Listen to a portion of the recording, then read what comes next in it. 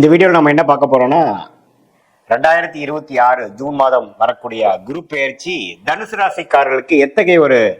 பலாபலன்கள் நிறைந்த ஒரு ஆண்டாக ஜூன் 2026 இருந்து அடுத்து வரக்கூடிய ஜூன் 2027 வரைக்கும் அந்த 13 மாதங்கள் தனுசு ராசிக்காரர்களுக்கு எத்தகைய ஒரு காலகட்டமாக இருக்க போகுது. அந்த குரு பெயர்ச்சி மிதுனத்திலிருந்து கடகத்துக்கு வரக்கூடிய அமைப்பு, தனுசு ராசியின் அதிபதியாகிய குரு என்ன ஒரு மாற்றத்தை தனுசு ராசிக்காரருக்கு கொடுக்க போகிறார், மற்ற கிரகங்களா எப்படி இருக்குங்கிறத நம்ம துல்லியமாக சயின்டிபிக் வேதிக் அஸ்ட்ராலஜி முறையில எதையுமே மிகைப்படுத்தாமல் உள்ளது உள்ளவாறு ஒரு கிரகம் ஒரு டிகிரியில இருக்கும் பொழுது ராசிக்கு என்ன வித தாக்கத்தை கொடுக்க போகிறார், எது மாதிரி விஷயங்கள் நம்ம எதிர்பார்க்கலாம், கர்மா எப்படி செயல்பட போகிறதுங்கிறது அறிவியல் சார்ந்த கலையாகிய இந்திய வேத ஜோதிட அடிப்படையிலான ஒளி தத்துவம் மூலமாக சயின்டிபிக் வேதிக் அஸ்ட்ராலஜி முறையில நம்ம பாக்குறோம். இப்ப பாருங்க, குரு ஜூன் 2ஆம் தேதி 2026 அப்போ பாத்தீங்கன்னா மிதுனத்துல இருந்து கடகத்துக்கு மாறுவது ஒரு நல்ல மாற்றத்தை கொடுக்குது. என்ன மாற்றத்தை கொடுக்கும்னா, ராசி அதிபதியே பலமடைகிறார், உச்சமடைகிறார். எங்க உச்சமடைகிறார்? 8ஆம் இடத்துல உச்சமடைகிறார். 8ஆம் இடங்கிற ஒரு மாதிரியான மர்மமான ஒரு இடத்துல உச்சமடைஞ்சு ராசி அதிபதி அது குருங்கிற சுப கிரகம் நல்ல ஒரு அமைப்பு ஸ்தான பலம் பெறும் பொழுது எது மாதிரி விஷயங்கள் கொடுக்கும் அப்படின்னா, உங்களுக்கு ஃபர்ஸ்ட் ஆஃப் ஆல் லைஃப் ஒரு மாதிரியா 1 இயர் போயிட்டு இருக்கிறத நம்ம கம்ஃபர்ட் ஜோன்ல இருக்கிறத பிரிச்சு விடும். கம்ஃபர்ட் ஜோன்ல நம்ம விலக்கி அடுத்த வரக்கூடிய வாழ்க்கையில வரக்கூடிய நகர்வுகளை நோக்கி நாம திறம்பட தைரியமாக கால் எடுத்து வைக்கக்கூடிய தருணங்களை அமைச்சு கொடுக்கக்கூடிய அமைப்பு தான் தனுசு ராசிக்காரர்களுக்கு இந்த குரு 8ஆம் இடத்துக்கு போகிறது. நிறைய பேத்துக்கு இடம் மாற்றங்கள் உண்டு, தொழில் மாற்றங்கள் உண்டு, வேலை மாற்றங்கள் உண்டு, சில பேர் வெளிநாடு போகக்கூடிய அமைப்புகள் இருக்கு. கூட்டு தொழிலா பண்ணவங்களுக்கு கூட்டா சேர்ந்து ஒரு பெரிய லெவல்ல போகக்கூடிய அமைப்புகள் உண்டு. ஷேர் மார்க்கெட், ஸ்டாக் மார்க்கெட்ல எல்லாம் நம்ம இருக்கிறவங்க இன்னுமே அவங்களோட இன்வெஸ்ட்மெண்ட்ஸ்லாம் இன்னும் கொஞ்சம் அதிகமாகி இன்னும் பெரிய லெவலுக்கு போகக்கூடிய அமைப்புகள் உண்டு. சனி 4ஆம் இடத்துல இருந்து ராசியை 10ஆம் பார்வையாக நீடித்து பார்ப்பதனால 2027 மார்ச் வரைக்கும் 4ஆம் இடத்துல இருக்கக்கூடிய சனி இருக்கனால நல்லா விறுவிறுப்பா எப்பவுமே பாத்தீங்கன்னா அது நடந்துருமோ இது நடந்துருமோன்ட்டு ஏதோ ஒரு எஃபோர்ட் எடுத்துட்டு மனசை ஸ்ட்ரெஸ்ஃபுல்லாகவும் கொஞ்சம் இறுக்கமாகவும் வச்சிருக்கக்கூடிய அமைப்புகள் உண்டு. அதே சமயத்துல மற்ற கிரகங்கள்லாம் ஓரளவுக்கு நல்ல அமைப்புல இருக்கிறதுனால குரு பயிற்சி அருமையான ஒரு பயிற்சியாக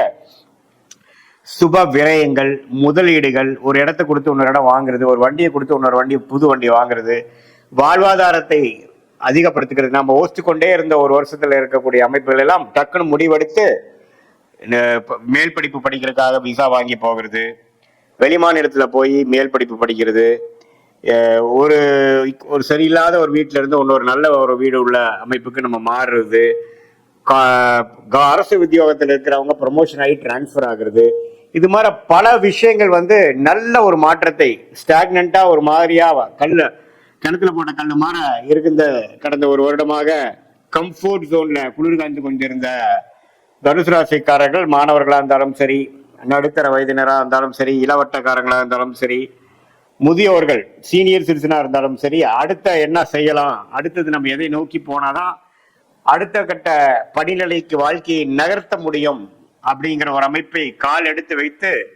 அதுக்கு வேணுங்கிற அமைப்புகள், அதுக்கு வேணுங்கிற சந்தர்ப்பங்கள், வாழ்க்கை சூழல்களும் அமைந்து நமக்கு பொதுவா ஒரே வார்த்தையில சொல்லணும்னா next level of changes in life போதும், அடுத்ததுக்கு நம்ம பார்க்கலாம் அப்படிங்கிற மாதிரி. இப்ப உள்நாட்டிலேயே வேலை செய்யறவங்க வெளிநாடுக்கு போகணும்னு நம்மளால ட்ரை பண்றாங்க, வெளிநாடு போறது, ஒண்ணுக்கும் மேற்பட்ட தொழில் பண்றது, ஒரு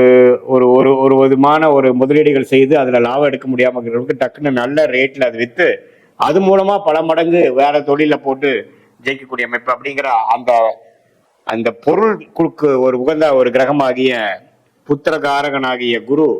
தனகாரகனாகிய குரு நல்ல ஒரு உச்சம் பெற்று 8ஆம் இடத்துல இருக்கும் பொழுது, அதுக்கு பிடித்த கடகராசியில் இருக்கும் பொழுது தனுசு ராசிக்காரர்களை பெரிய லெவல்ல திங்க் பண்ண வைக்கிறது, ஒரு மன உறுதியோட சில செயல்படுவதுன்னு இருக்கு. இதுல 8ஆம் இடத்துல உச்சம் பண்ணாலும் சம்டைம்ஸ் பாத்தீங்கன்னா கொஞ்சம் நம்ம நினைக்கிற அளவுக்கு வேகமா நடக்காது, அப்பப்போ கொஞ்சம் அப்போசிஷன், ரெசிஸ்டன்ஸ்,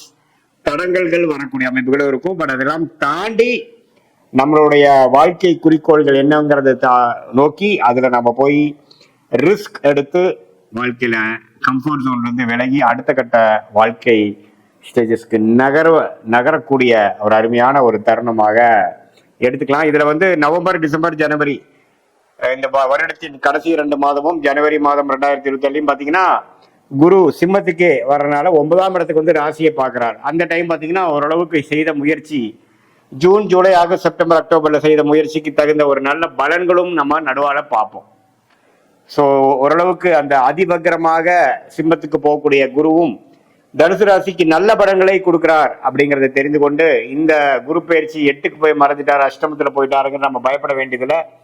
அஷ்டமத்துல போனாலும் உச்சம் பெறுகிறார், 2ஆம் இடத்தை பார்க்கிறார், 12ஆம் இடத்தை பார்க்கிறார், 4ஆம் இடத்தை பார்க்கிறாருங்கிறது நம்ம தெரிஞ்சுக்கணும். 4ஆம் இடத்துல இருந்து தாயாரின் உடல்நிலை, இடம், வீடு, வண்டி, வாகனத்துல சில சேதாரங்கள், சில பிரச்சனைகள் கொடுத்து கொண்டிருந்த சனி குருவின் உச்ச குருவின் பார்வையால் தன்மை அடைந்து பிரச்சனைகள் கொஞ்சம் சாந்தமாயி இனிமேல் வரக்கூடிய பிரச்சனைகள் அவ்வளவு இல்லைங்கிற மாதிரி சனி கொடுக்கும் தொல்லைகள் கம்மியாகிற அமைப்பு இந்த குரு பயிற்சி கட்டாயம் உண்டாக்கி கொடுக்குது தனுசு ராசிக்காரர்களுக்கு. சோ இது வந்து ஒரு பொதுவான பலனே தவிர உங்களுடைய ஜென்ம ஜாதகத்துல நீங்க எந்த தசாபுக்திகள்ல இப்ப போயிட்டு இருக்கு, என்ன லக்னத்துல பிறந்தீங்க, அந்த லக்னத்துக்கு இப்ப போயிட்டு இருக்க தசாபுக்திகள், அந்தரங்கள், சூக்ஷ்மம் எப்படி இருக்கு, எந்தெந்த டிகிரியில எந்தெந்த கிரகங்கள் இருக்கு, நீங்க பிறக்கிறப்போ பிறந்த தேதி, பிறந்த நேரம், பிறந்த உரை வைத்து வரக்கூடிய திருக்கணித பஞ்சாங்கத்தில் உங்க ஜாதகத்தை போட்டு அது பிரகாரம் நம்ம லக்னம், ராசி, நீங்க வந்து பூராட நட்சத்திரமா, மூல நட்சத்திரமா, உத்திராட நட்சத்திரமா அப்படிங்கறதெல்லாம் ஓரளவுக்கு நல்லா தீர ஆராய்ந்து அதுக்கு தகுந்த மாதிரி நம்மளுடைய ஜோதிட கணிப்பு அடுத்த வரக்கூடிய 6 மாதம் எப்படி, அடுத்த வரக்கூடிய 1 வருடம் எப்படிங்கிறதெல்லாம் நம்ம ஓரளவுக்கு பிரித்து பார்க்கும் பொழுது நல்லாவே நமக்கு லாங் டேர்ம் எப்படி இருக்க போகுது, ஷார்ட் டேர்ம் எப்படி இருக்க போகுது, எது மாதிரி பிராப்தங்கள் காத்து இருக்கிறது, எது மாதிரி விஷயங்கள் நமக்கு உகந்ததாக இல்லை, எந்த நேரத்தில் எது மாதிரி முடிவுகள் எடுத்தால் சேதாரம் இல்லாமல், பண விரயங்கள் இல்லாமல், சமய விரயங்கள் இல்லாமல் நம்ம ஓரளவுக்கு வெற்றி அடைய முடியும், எந்த நேரம் வந்து நமக்கு அருமையாக இருக்கிறது, எந்த நேரம் நமக்கு மிகவும் சுமாராக இருக்கிறது, எந்த நேரத்தில் இடம் மாறலாம், எந்த நேரத்தில் வேலை வாய்ப்புகள் கிடைக்குது, எந்த நேரத்தில் கடன் அடையுது, எந்த நேரத்தில் வந்து நம்ம வெளிநாடு, குழந்தை செல்வம், கல்யாண விஷயங்கள், சுப விஷயங்கள், முதலீடு விஷயங்கள் எல்லாமே வாழ்க்கைக்கு அந்தந்த வயதுக்கு தேவையான முக்கியமான சில காலகட்டங்களில் நம்ம எந்தெந்த முடிவுகள் எடுப்பது நல்லது, எந்த நேரம் எதை காட்டுகிறது, எப்படி நம்ம வந்து பிரச்சனைகள்ல இருந்து மீண்டு ஓரளவுக்கு ஒளிமயமான தெளிவு பொருந்திய ஒரு வாழ்க்கையை நோக்கி நம்ம எப்படி போகிறது, அதுக்கு வந்து சயின்டிபிக் வேதிக் அஸ்ட்ராலஜி நம்மளுடைய ஜாதகம் எந்த மாதிரி ஒரு அமைப்பு நமக்கு சொல்லுது அப்படிங்கிறதை துல்லியமாக பார்த்து அது மூலமாக நாங்கள் பலன் பெற்று வாழ்க்கையில் வெற்றி பெற முடியும் என்று சொல்ல விரும்புகிறேன். மீண்டும் மற்றொரு காணொளியில் சந்திப்போம். நன்றி, வணக்கம்.